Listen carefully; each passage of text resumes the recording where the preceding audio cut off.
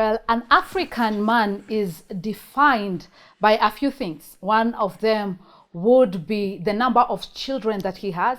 Maybe to mention another would be the number of sheep, cattle that he has. Well, that is counted as his wealth. But also, remember, we are talking about an African man from an African culture, the number of wives that he has. We want to talk about polygamy. We will be demystifying matters polygamy. We will be answering questions on polygamy in this particular program. We have men of God to help us understand the root of polygamy. In the Bible, in the Old Testament, we see polygamous men.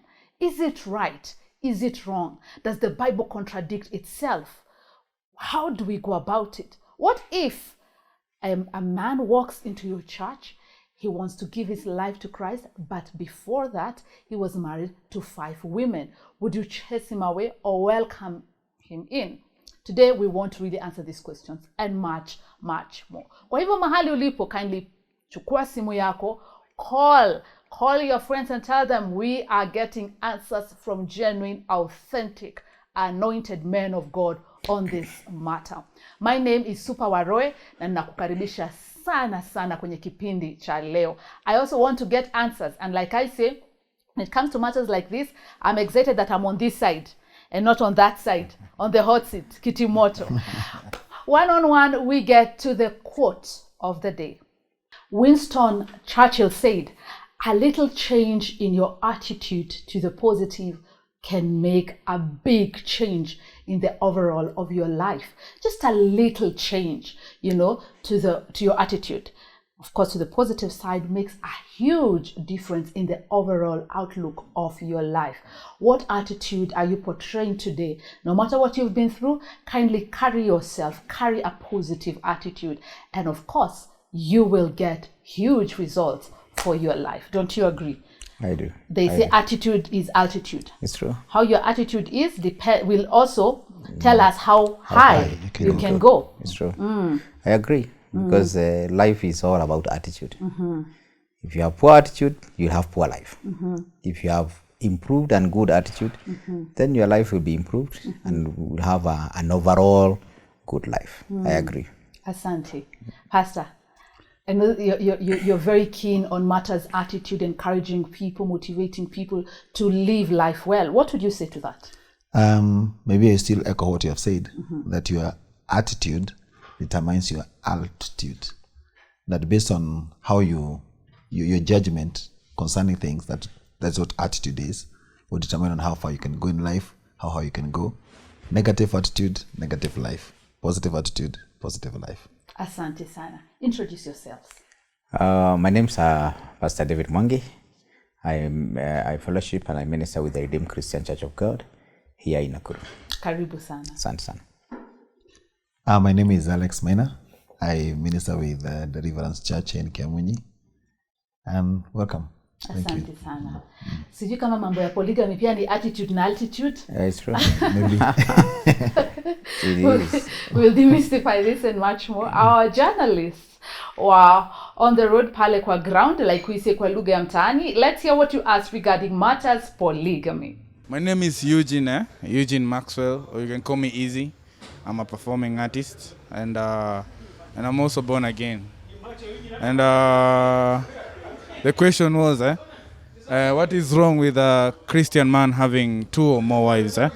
That was my question to the pastors and the people who are going to be interviewed more, the video going to reach them. Because if a man has 2 or more wives and he can sustain them and keep them fed and always be there for the children and everything, is it wrong for him to continue with that trend, or is it wrong? That's my question. Maybe before we get into that, let me understand, Pastor, what kind of background did you come from? Do you come from a polygamous background or just mother, father, children? No, I didn't come from the polygamous family. So just my dad and my mom and the children. Okay. Yeah. Pastor? Same case with me.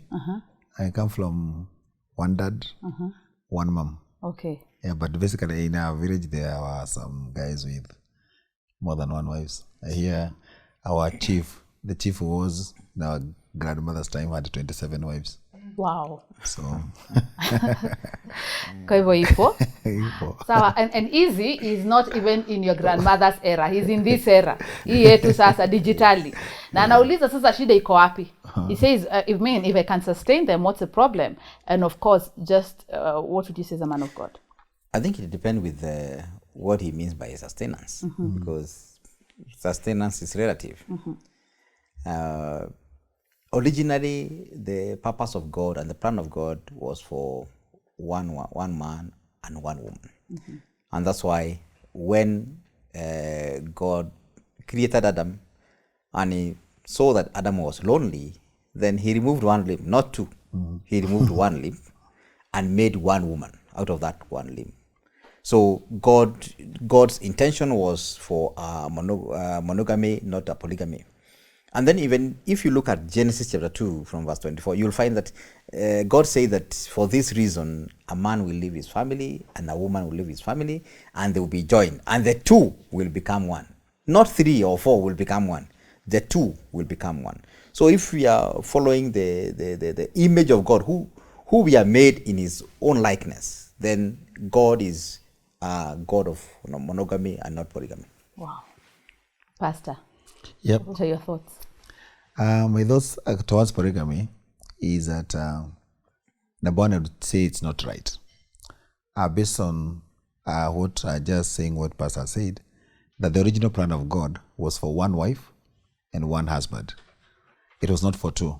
Because Easy says, he's not even looking at the plan. He's talking about sustenance. And maybe after you answer that, you'll tell us what is usually in the minds of young men or older men who think it's all about money or about provision. Yeah, I think that's also maybe based on what he is asking about sustenance, because even if you're talking of sustaining means that he is able to maybe feed the two wives or manage the two families, so to say. But that's not how we are going to look at life.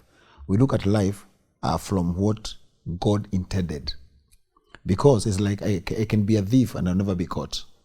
I can be a drunkard and never destroy my family. Does that make it right? We go back to the Bible and we try to see what did God had, what is the plan of God from the very beginning. The plan of God is that one husband and one wife. That is the unity that God calls us to have.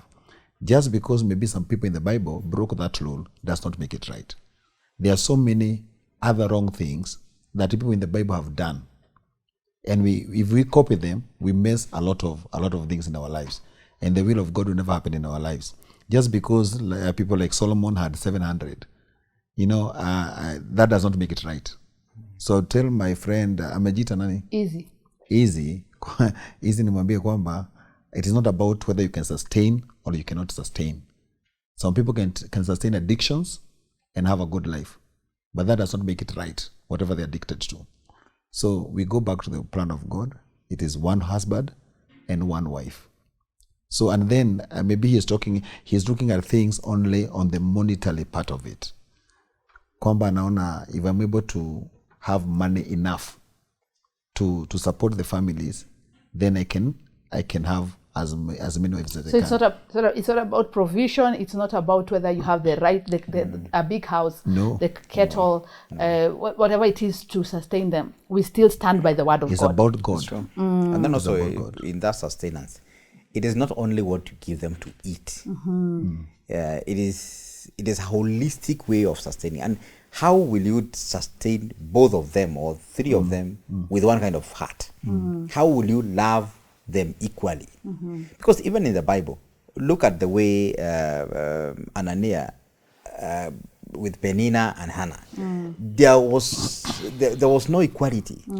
The love of Ananiah to Hannah was more, but the production was with Penina. So it always becomes a misery, because at the end, even if you thought that you have big houses, you have enough money to sustain them, eventually there will be more than money, because I believe money is a very cheap commodity. At some point, you will face the reality that money will not help. You have both families here. God forbid, if you are not there, if you die before your time, you leave problems, because if you are the breadwinner, you are the one sustaining, because the way he said, if I can sustain them. But so can they remain in sustenance without you? Because you don't carry your own life. So if you want to bring everybody into your big house, how will that continuity be? And what kind of discipleship are you creating, even in their children? Are you telling your children now, because you have a big house, then marry the kind of wives you will get? Wow. Very good way of putting it out there. Easy. I know after this it may not be very easy, but I know you've been able to get the right answer. And thank you for being part of our program. We get the next question. Wewe unataka kuwa pastor na uko na zaidi ya mabibi watatu. Unakubaliwa kisheria kibibilia ama unafaa kuwa pastor kwa hiyo kanisa? Pastor Alex. Yeye atataka kutumia jina lake. Wewe unataka kukuwa pastor. Nasemi ni nani na uko na more than one wife. I think that is his point. Yeah. Again, we go back to the word of God. Because the Bible has an answer to every question. Because the Bible carries the will and the might of God. So it touches every aspect of life. There are several scriptures that actually talks directly about church leadership. And what kind of a man and from what kind of a marriage he's supposed to come from for him to be in church leadership. And I can tell my friend, I can give him some examples from the word of God. I can quote, this is 1 Timothy 3:2. He talks about that, what he's calling a pastor or somebody like that, a leader. Now a bishop, meaning a superintendent or an overseer, 1 Timothy 3:2, must give no grounds for accusation, but must be above reproach, the husband of one wife. So that is the qualification, the biblical qualification of anybody who wants to be an overseer or a superintendent or a bishop. Then you go to 1 Timothy 3:12, says, let deacons be the husbands of one wife, and let them manage their children and their houses very well. That's the biblical qualification of a deacon. Then Titus tells us about eldership. That's where even pastors come in. These elders should be men who are of unquestionable integrity and are irreproachable, the husband of one wife. So the answer is there. The pastor should have one wife. Kwa hivyo vile nasema wewe pastor unataka kukuwa pastor na uko na wake watatu, you got your answer right there. Thank you for being part of this program. Remember to keep in touch and keep it as interactive as it can get. You can take this discussion further by visiting our YouTube page at Ask the Ministers, and also Twitter at Ask the Ministers of God, Facebook at Ask the Ministers of God. Let us talk more. If you have more questions, if there's something you're not able to get right, kindly pale kwa comment section, enda moja kwa moja, talk to us and we will respond. If you like the program, you'd like it to improve in such and such a way, or probably there's some topics you would want us to discuss, drop us a comment right there and we will be ready to answer you, to read it and to respond. We love you, we appreciate. Tunaenda tu break kidogo, tukirejea mengi zaidi ndani ya kipindi cha Ask the Ministers of God.